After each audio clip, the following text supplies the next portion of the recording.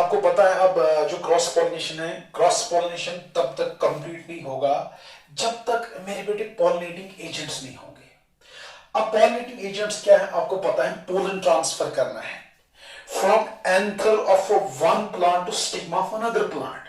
जो ये pollen transfer होता है between two genetic stocks, it's carried out by certain agencies.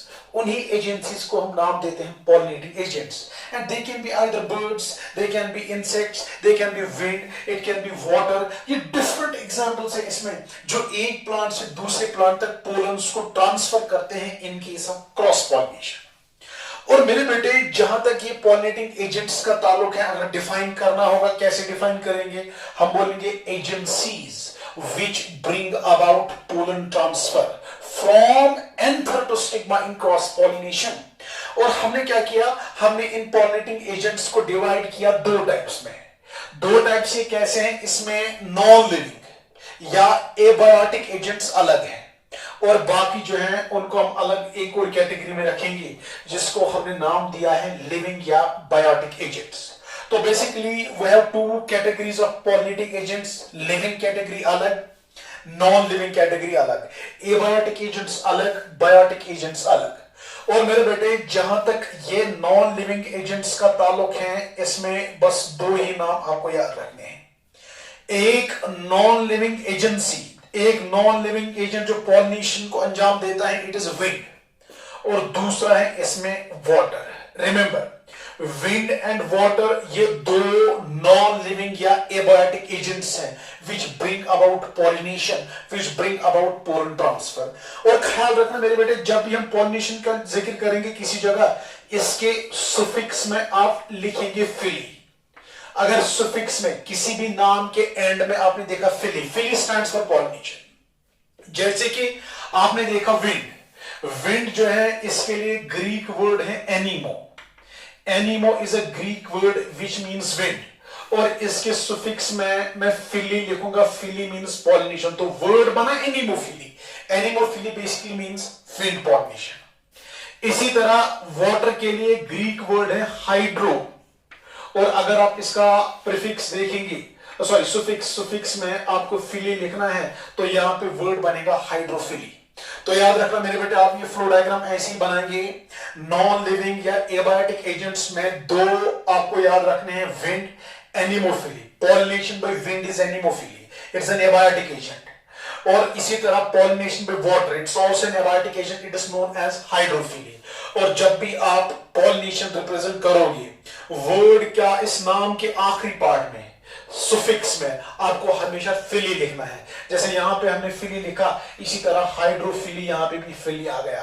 तो anemophily is pollination by wind and hydrophily is pollination by water. इसी के साथ नॉन लिविंग एबायोटिक एजेंट्स जो हैं वो कंप्लीट हो गए। अब बेटा इसमें बहुत सारे लिविंग एजेंट्स हैं। लिविंग एजेंट नंबर 1 अगर आप देखेंगे, पहला लिविंग एजेंट होगा इंसेक्ट्स। आपको इसके नीचे लिखना है, यहां जगह नहीं है तो मैं यहां पे लिख रहा हूं। पॉलिनेशन बाय इंसेक्ट्स मेरे बेटी, it's technically known as entomophily. Entomophily आपने पढ़ा होगा, एंटोमोलॉजी, स्टडी ऑफ इंसेक्ट्स। तो entomo stands for insects, phily means pollination. तो वर्ड क्या बना बेटा, entomophily, which stands for what, pollination brought about by insects. इसी तरह अगर आप देखेंगे बर्ड्स, ये भी लिविंग एजेंट्स हैं, ये भी पॉलिनेशन करते हैं।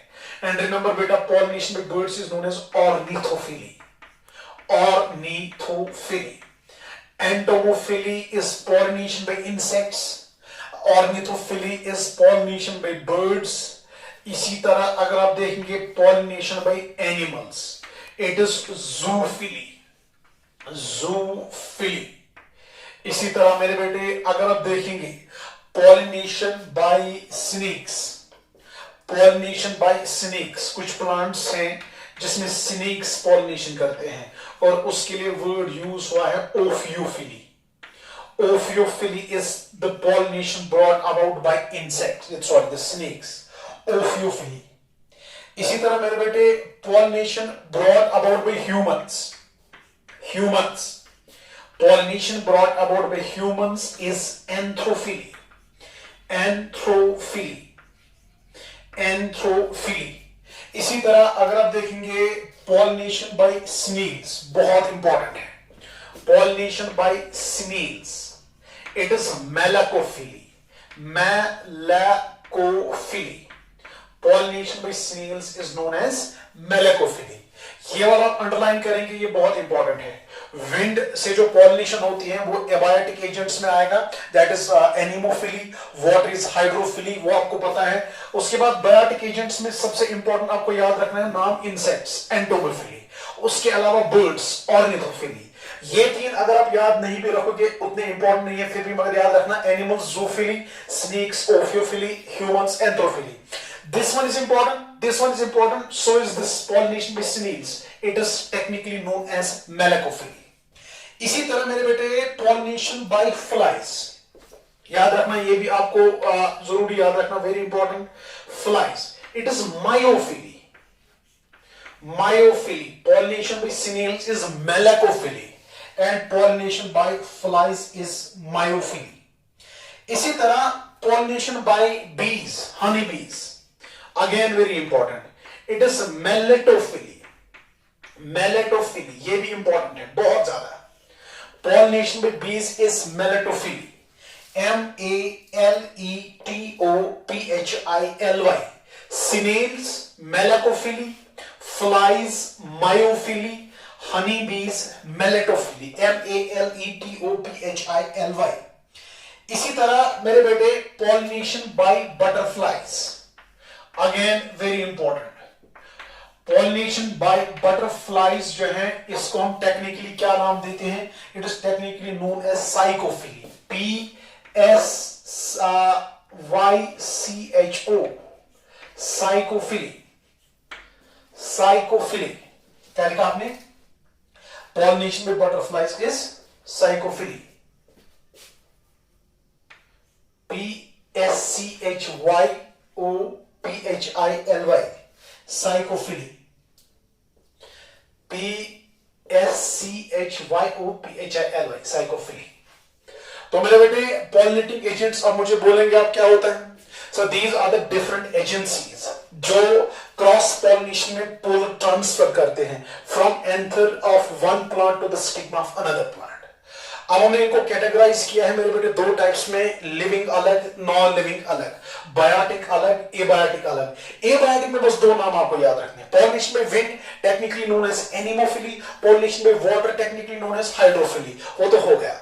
अब लिविंग एजेंट्स, बायोटिक एजेंट्स में आप सबसे इंपॉर्टेंट जो है insect pollination, entomophily, bird pollination, anthrophily, sorry ornithophily.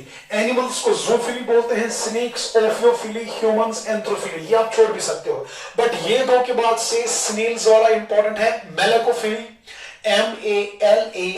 MALACOPHILY, flies वाला मायोफिली, MYOPHILY, और बीज वाला बहुत ज्यादा इंपॉर्टेंट, क्योंकि टोटल इंसेक्ट पॉलिनेशन जो है उसमें 80% पॉलिनेशन अकेले करते हैं कौन? हनी बीज। तो तमाम इंसेक्ट पॉलिनेशन में से याद रखना 80% पॉलिनेशन इज मेलेटोफिली, पॉलिनेशन भी बीज। इसी तरह पॉलिनेशन में butterfly, psychophily, PSCHYOPHILY, and pollination by these insects, entomophily. ये मैंने आपको पहले ही बोला।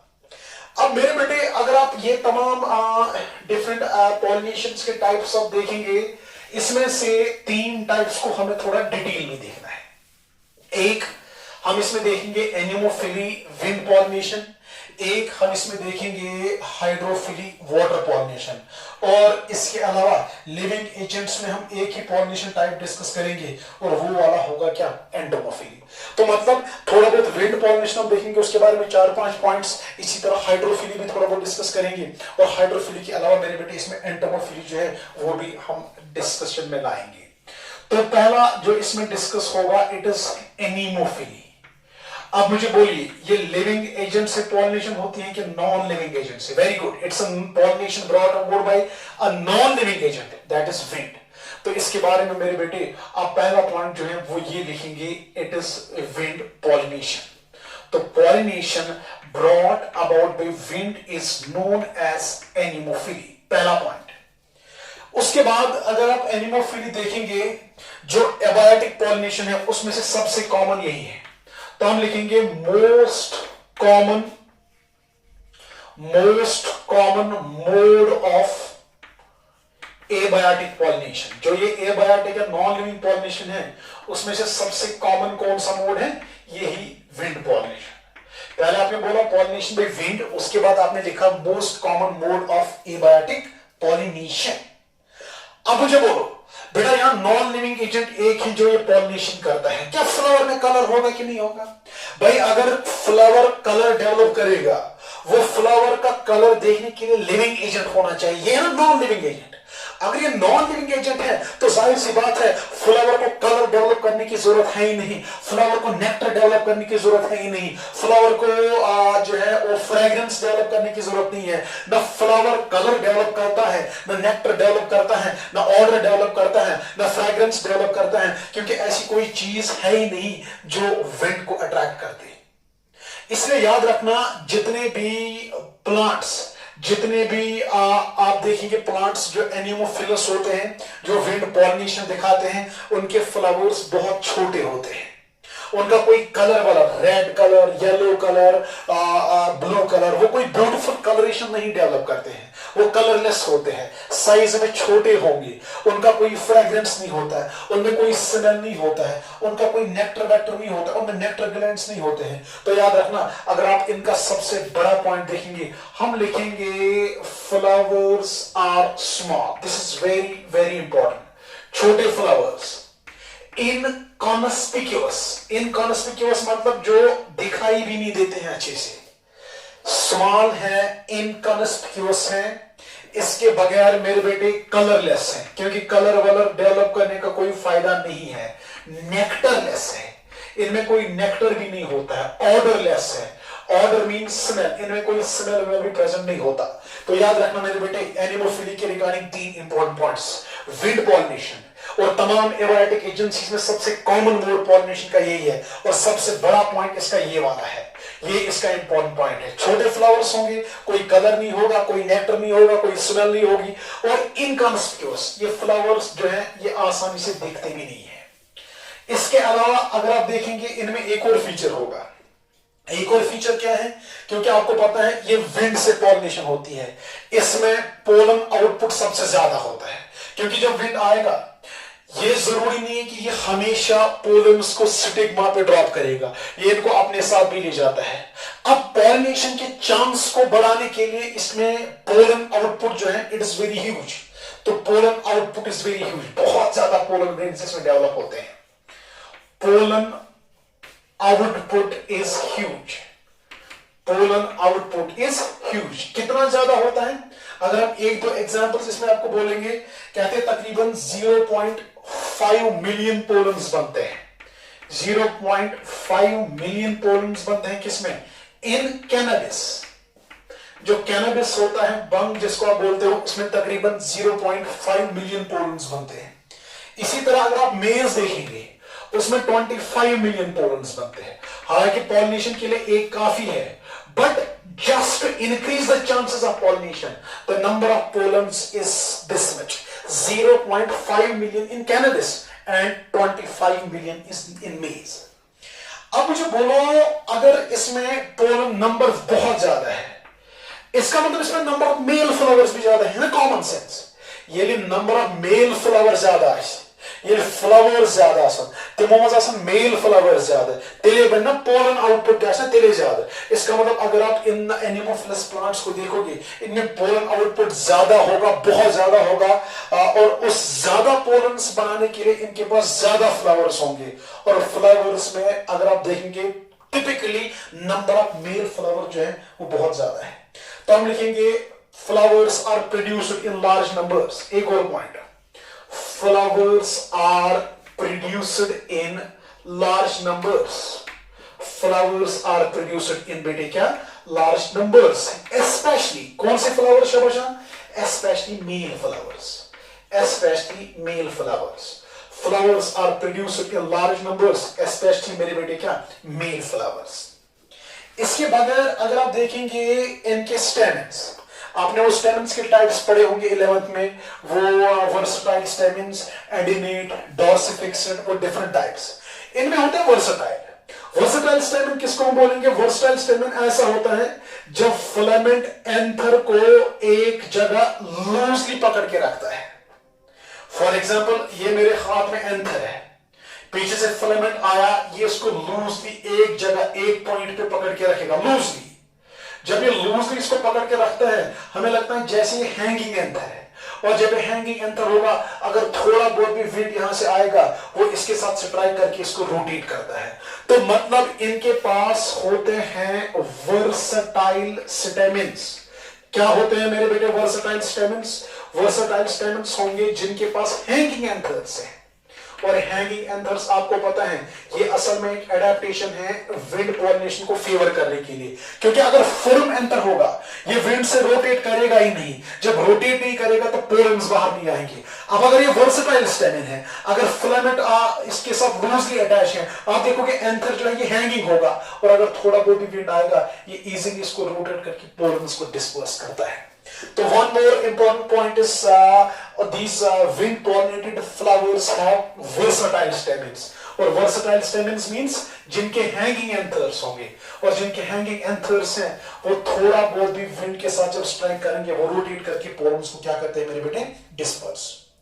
इसके अलावा अगर आप देखेंगे पोलन ग्रेन्स होते हैं लाइट वेट, और ये होने भी चाहिए। Pollen grains are light weight. जरा मुझे बोलो क्यों लाइट वेट होनी चाहिए? क्योंकि विंड इनको पॉलिनेट करता है ना, विंड ट्रांसफर कराता है। अगर ये भारी पोलन होगा तो इसको विंड जो है वो ट्रांसफर नहीं करा सकता, इसलिए pollen grains are light weight. और लाइट वेट जब ये होंगे मेरे बेटे, इनको बड़ी आसानी से ये विंड एक जगह से उठाएगा और दूसरी जगह ट्रांसफर करेगा। तो मतलब लाइट वेट है। लाइट वेट के अलावा ये किसी के साथ चिपक नहीं जाते हैं। अगर ये चिपक जाएंगे तो इनको विंड एक जगह से दूसरी जगह नहीं उठा सकता, इसलिए नॉन स्टिकी होंगे। और नॉन स्टिक के अलावा मेरे बेटे ये होते हैं विंग्ड।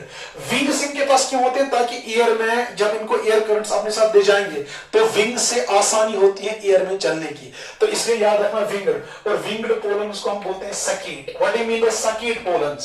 सकीट पोलन्स मींस वो पोलन ग्रेन्स जिनके पास विंग्स होते हैं। जैसे आपने पाइनस में देखा होगा, पाइनस के पोलन ग्रेन्स के पास दो विंग्स होते हैं। जब दो विंग्स हैं तो we can say the pollen grains of Pinus are bisaccate. Pinus एक जिम्नोस्पर्म है, उसके पोलन ग्रेन के पास दो विंग्स होंगे, इसलिए हम बोलते हैं pollen grains of Pinus are bisaccate. Now tell me, wind pollination को फेवर करने के लिए आपने क्या क्या देखा? बहुत सारे फीचर्स देखे। एक और बड़ा फीचर, इसमें दो बड़े फीचर्स आपने देखे। एक, फ्लावर छोटा होगा, इनकॉन्स्पिक्यूअस होगा, नेक्टर नहीं है, कलर नहीं है, फ्रेग्रेंस नहीं है। फिर आपने कहा पोलन ग्रेन्स होनी चाहिए लाइट वेट, जरूरी कंडीशन नॉन स्टिकी, और इसके साथ साथ winged. And winged pollens are known as saccate pollens. जैसे बाइसकीट, दो विंग्स वाला पोलन होगा किसके पास? पाइनस के पास। इसके अलावा अगर आप देखेंगे जो इनके कार्पल्स होंगे, कार्पल्स के पास बहुत लंबे स्टाइल्स होते हैं। लंबे स्टाइल्स के अलावा मेरे बेटे अगर आप इनके स्टिग्मा देखेंगे, इनके स्टिग्मास पे आपको फेदर्स मिलेंगे ऐसे। तो हम कह सकते हैं कार्पल्स हैव लॉन्ग स्टाइल्स, बहुत बड़े स्टाइल्स होते हैं, लॉन्ग स्टाइल्स। इसके अलावा फेदरी स्टिग्मा, स्टिग्मा पे बहुत फेदर्स होते हैं। लॉन्ग स्टाइल इसलिए होगा ताकि स्टिग्मा बाहर ज्यादा एक्सपोज हो, और जितना ये ज्यादा बाहर एक्सपोज होगा उतना ज्यादा चांसेस है इसके साथ विंड के साथ जो पोलन्स आएंगे वो इसके साथ टकराएंगे। तो मतलब जो इनके कार्पल्स होंगे, कार्पल्स में इनमें याद रखना they have got long styles.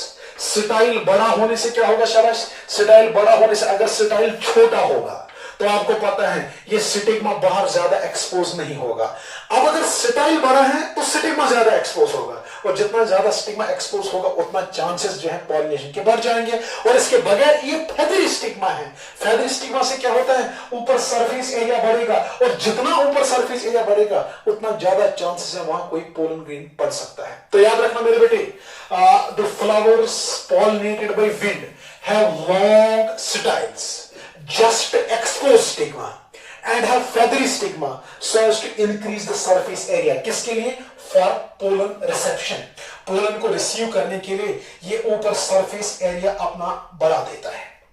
इसके अलावा मेरे बेटे इसमें एक और इंपॉर्टेंट पॉइंट है, ये पॉलिनेशन होती है नॉन डायरेक्शनल। नॉन डायरेक्शनल, जब ये नॉन डायरेक्शनल पॉलिनेशन है, यही रीजन है इसमें होता है मैक्सिमम वेस्टेज ऑफ पोलन्स। क्या कहा मैंने, ये है नॉन डायरेक्शनल पॉलिनेशन और इसमें सबसे ज्यादा पोलन ग्रेन्स क्या वेस्ट होते हैं, maximum wastage of pollens. Remember one more point, wind pollination is non directional pollination and thus involves maximum wastage of pollens. वो क्या मतलब हुआ, अगर फॉर एग्जांपल मेरे बेटे सिटिग्मा यहां पे वेट कर रहा है और जो एंथर है उसने पोलन ग्रेन्स को यहां रिलीज किया, अब मुझे बोलो सिटिग्मा यहां वेट कर रहा है, पोलन ग्रेन्स यहां बने। अब विंड अगर अचानक से आया, मगर विंड आया इस डायरेक्शन में, अगर विंड आया इस डायरेक्शन में, अब मुझे बोलो क्या ये पोलन ग्रेन्स यहां पहुंच जाएंगे कि इससे दूर चले जाएंगे? सर इससे दूर चले जाएंगे, क्योंकि इस बार असल में हमें चाहिए था विंड इस डायरेक्शन में, मगर ये अनफॉर्चुनेटली इस डायरेक्शन में आया, तो इसने पोलन्स को सिटिग्मा तक पहुंचाने के बदले इसको इससे दूर लिया। अब अगर विंड आएगा इस डायरेक्शन में, तब ज्यादा चांसेस है ये इन पोलन्स को यहां स्टिग्मा तक पहुंचाएगा। इसका मतलब ये पॉलिनेशन जो है, चलो विंड तो पॉलिनेशन करता है, मगर इसमें डायरेक्शन भी मैटर करती है। कभी उसी डायरेक्शन में अगर विंड आएगा तो पॉलिनेशन फेवर होगी, कभी अपोजिट डायरेक्शन में विंड आया तो पॉलिनेशन फेवर नहीं होगा, बल्कि उल्टा ये पोलन ग्रेन्स को ही दूर ले जाता है। इसलिए हम कहते हैं इट्स नॉन डायरेक्शनल, और जब ये नॉन डायरेक्शनल है इसमें पोलन ग्रेन्स जो है बहुत ज्यादा वेस्ट होते हैं। इसके अलावा याद रखना मेरे बेटे, जो जिम्नोस्पर्म्स हैं, जिम्नोस्पर्म्स के बारे में एक स्टेटमेंट याद रखिएगा, gymnosperms are exclusively pollinated by wind. Gymnosperms are exclusively pollinated by wind.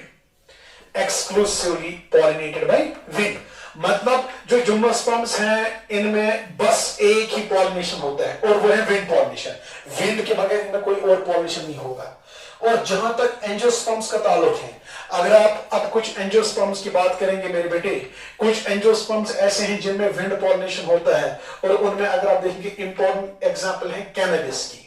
Cannabis एक एंजियोस्पर्म है जिसमें विंड पॉलिनेशन होगा। इसी तरह शुगर केन जो है ये एक एंजियोस्पर्म है जिसमें विंड पॉलिनेशन होगा। इसी तरह मेज आप देखिए एक एंजियोस्पर्म है, इसमें विंड पॉलिनेशन होगा। इसी तरह ग्रास जो होता है ये एंजियोस्पर्म है, इसमें भी होगा विंड पॉलिनेशन। तो कुछ एंजियोस्पर्म्स के नाम बोलिए बेटे जिनमें विंड पॉलिनेशन होगी। इट्स कैनबिस, शुगर केन, मेज, ग्रास। बट जो जिम्नोस्पर्म्स हैं ये सारे के सारे जो हैं they all are pollinated by wind. तो मेरे बेटे ये जो है ये काफी है इतना एनिमोफिलिया विंड पॉलिनेशन के रिगार्डिंग। अब जो दूसरा टाइप इसमें हम डिस्कस करेंगे, second type of abiotic pollination is hydrophily. जरा बेटे मुझे बोलो हाइड्रोफिली अब क्या होता है? शाबाश, पहला पॉइंट इसके बारे में तो आप बोल सकते हो। It is pollination by wind, sorry this pollination by water. आपको पता है ये भी एक एबायोटिक पॉलिनेशन है, तो इसके बारे में पहला point, pollination by water is hydrophily. Pollination by water is hydrophily.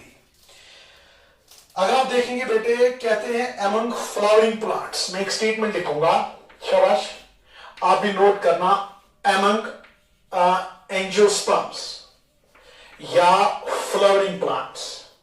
जो एंजियोस्पर्म्स होंगे, जो फ्लावरिंग प्लांट्स होते हैं मेरे बेटे, hydrophily is seen,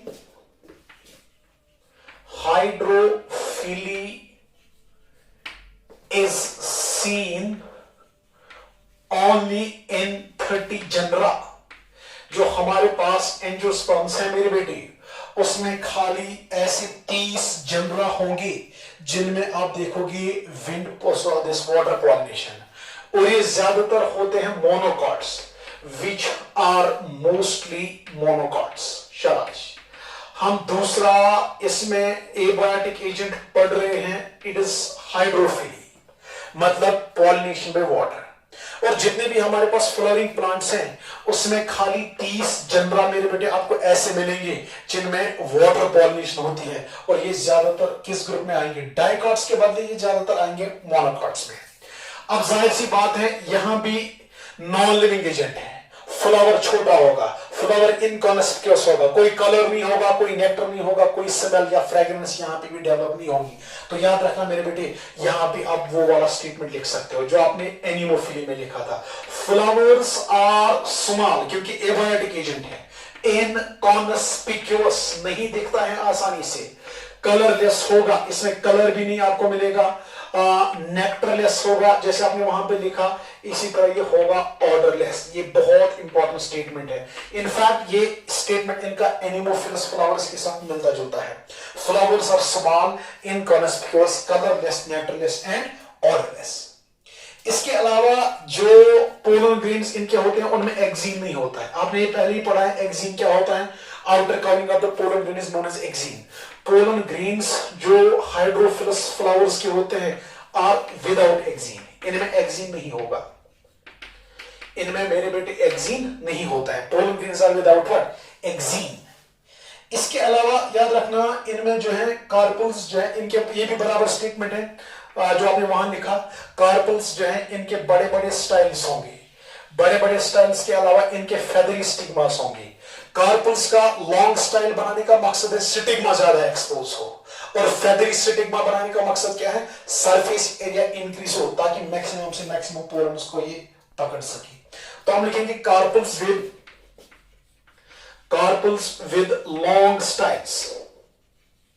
long styles and feathery stigmas, long styles and feathery stigmas, so as to increase क्या surface area, किसके लिए शाबाश, for pollen reception, so as to increase surface area for pollen reception।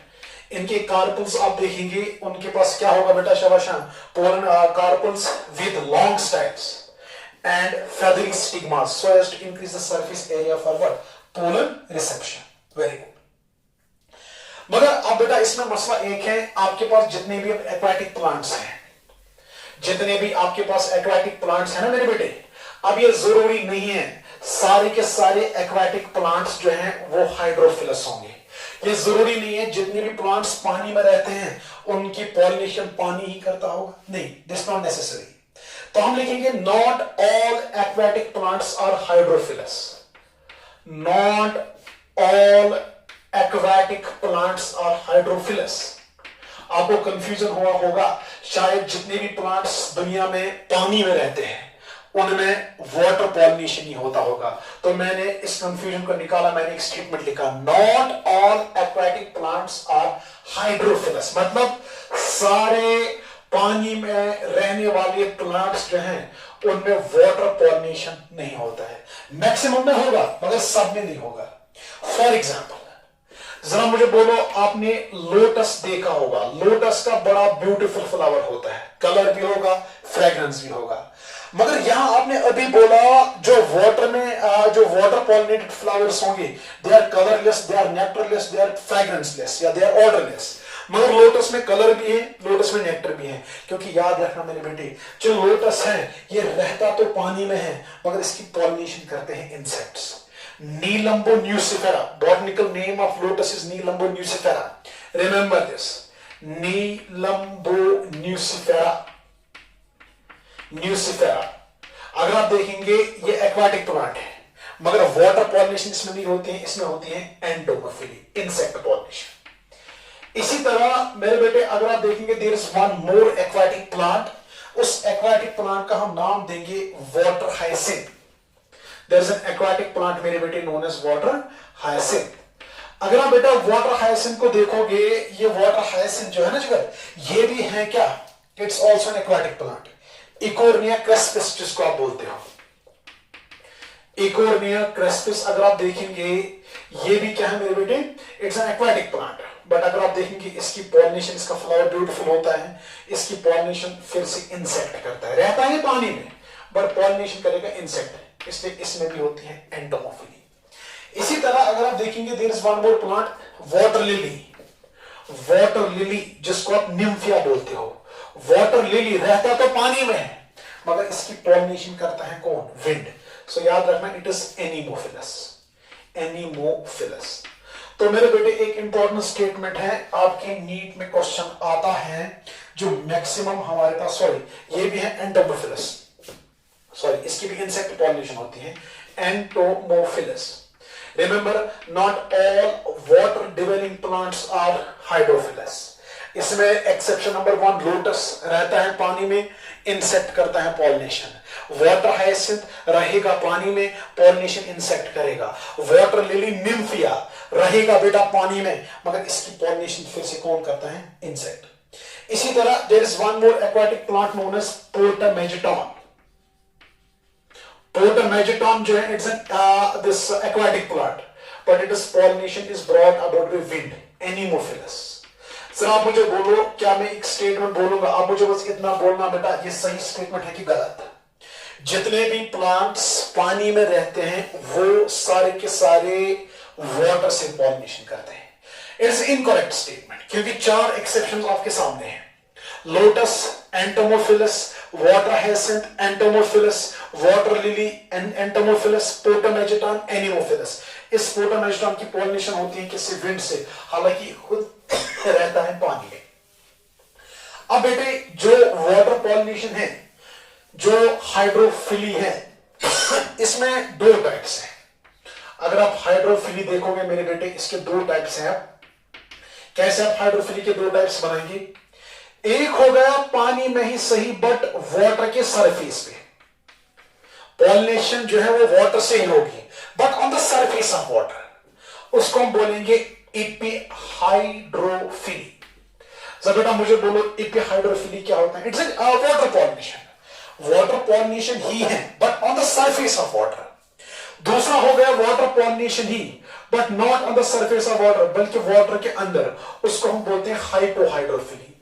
याद रखना मेरे बेटे, जो water pollination है, जो हाइड्रोफिली है, इसके 2 इंपॉर्टेंट टाइप्स हैं। One on the surface of water known as epihydrophily, one inside the water hypohydrophily. इसमें भी आप 2 एग्जांपल्स याद रखेंगे, उसमें भी। इसमें एग्जांपल नंबर 1 जो है वो आपको याद रखना है, वो आपको लिखना है, इट इज लेमना। लेमना एक एक्वाटिक प्लांट है जो हाइड्रोफिली दिखाता है, मगर कौन सा type? On the surface of water, that's epihydrophily. एक और एग्जांपल इसमें वेल्सिनेरिया। वेल्सिनेरिया जो है, इट्स एन एक्वाटिक प्लांट, ये हाइड्रोफिली दिखाएगा मेरे बेटे, but on the surface of water. Lemna and Vallisneria दिखाते हैं एपिहाइड्रोफिली। और जूस्टीरा और हाइड्रिला, जूस्टीरा और हाइड्रिला जो है ये दिखाते हैं hypohydrophily, that is pollination by water but not on the surface of water, but basically inside the water body. Now this is all about this hydrophily. अब जो है, अब मेरे बेटे इसमें लास्ट टाइम जो हम डिस्कस करेंगे, it is entomophily, it is insect pollination. अब बायोटिक एजेंट्स में हम एक ही डिस्कस करेंगे, ये लास्ट वाला है, दैट्स एंटोमोफिली। चलिए मेरे बेटे, पहले मुझे बोलिए, जैसे आपने कहा एनीमोफिली में विंड पॉलिनेशन, जैसे आपने कहा हाइड्रोफिली में वाटर पॉलिनेशन, बराबर उसी तरह मुझे बोलिए एंटोमोफिली में आप क्या बोलेंगे? पहला point, pollination by insects. Very good. So first point is मेरे बेटे, pollination by insects is known as what? Entomophily. शाबाश। इसके बाद याद रखना, दुनिया में जो 80% से ज्यादा इंसेक्ट पॉलिनेशन होती है, more than 80% of insect pollination, more than 80% of insect pollination, जो पॉलिनेशन इंसेक्ट्स करते हैं, याद रखना इंसेक्ट्स में 80% से ज्यादा अकेले हनी बीज वो पॉलिनेशन करते हैं। मेलिटोफिली जिसको मैंने बोला, more than 80% of insect pollination is performed by, कौन करता है? इज परफॉर्म्ड बाय बीज, जिसको आपने बोला था मिलेटोफिली।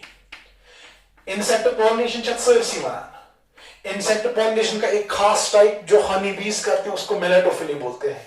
और अगर दुनिया में 100% इंसेक्ट पॉलिनेशन है, अकेले 80% से ज्यादा कौन करता है? हनी बीज, दैट्स मिलेटोफिली। उसके अलावा याद रखना मेरे बेटे, इसमें जो मैक्सिमम प्लांट्स होंगे ना जिनमें एनिमोफिली होती है, most of the plants are ornamental, most of the plants are ornamental, और होना भी चाहिए। ऑर्नामेंट मतलब उनके पास ब्यूटीफुल फ्लावर्स होंगे, ब्यूटीफुल कलरेशन होता है फ्लावर्स का, नेक्टर बनाएंगे, ऑर्डर उनका अच्छा होगा, फ्रेग्रेंस उनका अच्छा होगा, वो ऑर्नामेंटल प्लांट्स होंगे। जब वो ऑर्नामेंटल प्लांट्स होंगे तभी तो इंसेक्ट्स इनकी ओर अट्रैक्ट होंगे, और जब इंसेक्ट्स इनकी ओर अट्रैक्ट होंगे तभी जाके पॉलिनेशन जो है वो पॉसिबल है। इसका मतलब मैं एक और स्टेटमेंट आप लिख सकते हो मेरे बेटे, फ्लावर्स जो हैं दे आर लार्ज, फ्लावर्स इनमें बहुत बड़े होंगे, लार्ज होते हैं। वहां पे आपने स्मॉल लिखा था, यहां पे लिखेंगे, आपने लिखा था वहां पे कलरलेस, यहां पे लिखेंगे brightly coloured. Flowers are large comma brightly coloured. और वहां पे आपने लिखा था ऑर्डरलेस, यहां लिखेंगे comma having pleasant smell, having pleasant smell, having pleasant smell, and develop, वहां लिखा था आपने nectarless, यहां लिखेंगे develop enormous quantity of nectar, ये बहुत ज्यादा नेक्टर भी बनाते हैं, enormous quantity of nectar। इसलिए कोई इंसेक्ट इनकी ओर जो है या तो वो नेक्टर के पीछे आएगा, कोई इंसेक्ट इनकी स्मेल के पीछे आता है, कोई इंसेक्ट इनके कलर के पीछे आता है, और तब जाके इनमें पॉलिनेशन जो है वो पॉसिबल होता है। वहां पे लिखा था flowers are small, inconspicuous, colourless, odourless, nectarless. यहां क्या लिखा? Flowers are large, brightly coloured, having pleasant smell and develop enormous quantity of nectar. और याद रखना, इंसेक्ट पॉलिनेटेड फ्लावर्स के वेल डेवलप्ड सेटल्स और पेटल्स होते हैं, क्योंकि कलर होता है ना बेटा पेटल की वजह से, so they have well developed sepals and petals. जो एंटोमोफिलस फ्लावर्स हैं, याद रखना, they have well developed sepals and petals, but अच्छे खासे सेटल्स पेटल्स जो हैं वो एनिमोफिलस और हाइड्रोफिलस फ्लावर्स में नहीं होते हैं। इसके अलावा याद रखना, इसमें एक और चीज, जो मेरे बेटे बटरफ्लाइज होती है, इंपॉर्टेंट है ये from your NEET point of view, plus wasps, it's a type of insect. Butterflies और वेस्प्स जो है, ख्याल रखिएगा, they get attracted towards red flowers, remember this thing. Red flowers attract करते हैं किनको? अपनी ओर, बटरफ्लाइज एंड वेस्प्स। जो हनी बीज होती है, हनी बीज जो होती है मेरे बेटे, most of the times they get attracted towards yellow flowers, yellow flowers. मगर येलो के साथ साथ ये क्या करते हैं, ये कभी कभी पर्पल और वायलेट फ्लावर्स की ओर भी अट्रैक्ट होते हैं। समटाइम्स पर्पल या वायलेट फ्लावर जो है उसकी ओर भी अट्रैक्ट होते हैं। कौन? हनी बीज। But butterflies, wasps, they get attracted towards red color flowers or red flowers. Honeybees get attracted towards yellow color flowers, but sometimes they are attracted with purple या violet color flowers also. इसी तरह मेरे बेटे अगर आप देखेंगे moths, moths जो हैं, moths क्या करते हैं? moths attract होते हैं किसकी ओर? moths का ख्याल रखना, they get attracted towards white, dull color, white. But अगर वो व्हाइट है, अगर उनका कलर कुछ खास नहीं है, मगर उनमें फ्रेग्रेंस बहुत ज्यादा होती है, दे get attracted towards white plus fragrant flowers, क्योंकि ये पॉलिनेशन करते हैं रात को, जिसको हम बोलते हैं nocturnal pollination, nocturnal pollination. Moths जो है मेरे बेटे, ये रात के टाइम पॉलिनेशन करेंगे, रात के टाइम कलर बनाने से कुछ नहीं होगा, रात के टाइम नेक्टर बनाने से कुछ नहीं होगा। जो ये वाले फ्लावर्स होते हैं जिनमें मॉथ्स पॉलिनेशन करते हैं, वो तो व्हाइट कलर के होंगे नॉर्मल, बट उनमें स्मेल बहुत ज्यादा होती है, और इनको स्मेल के पीछे पीछे आते हैं।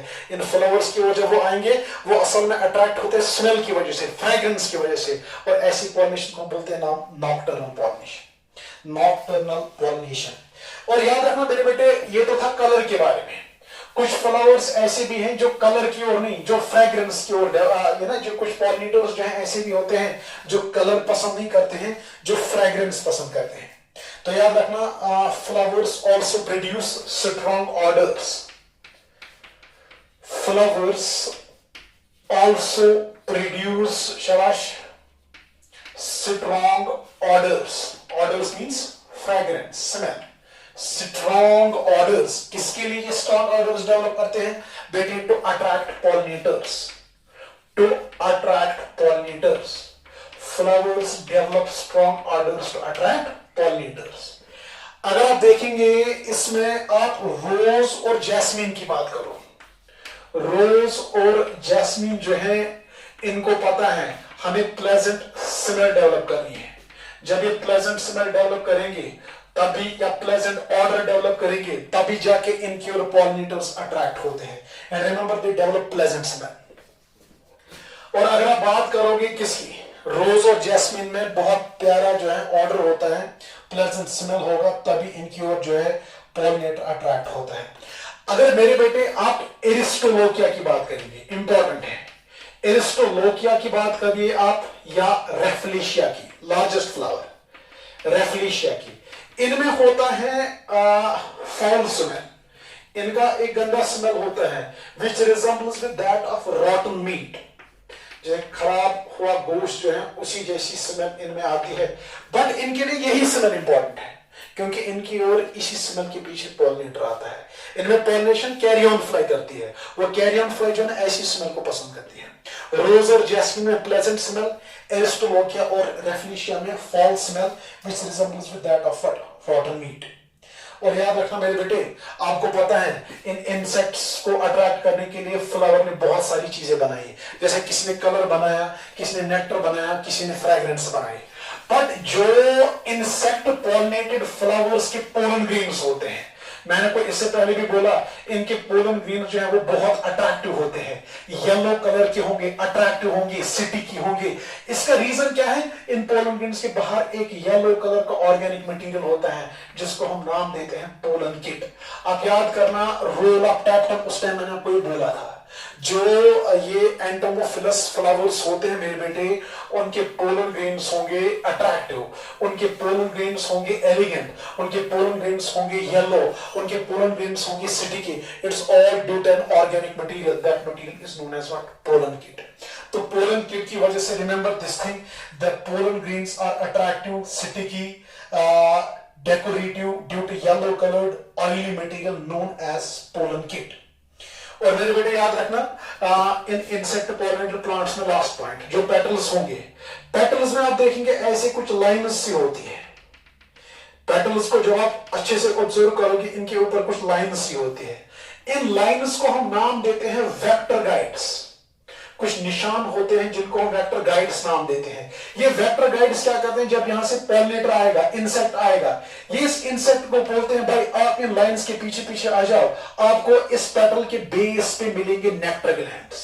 तो मतलब जो इंसेक्ट नेक्टर के पीछे आता है, नेक्टर लेने के लिए आता है, नेक्टर ग्लैंड्स तक उसको पहुंचाती है यही लाइंस। इन लाइंस को हम नाम देते हैं क्या, vector guides. So these were the different features of plants या flowers which are basically pollinated by what, these insects। इतना इसमें काफी है।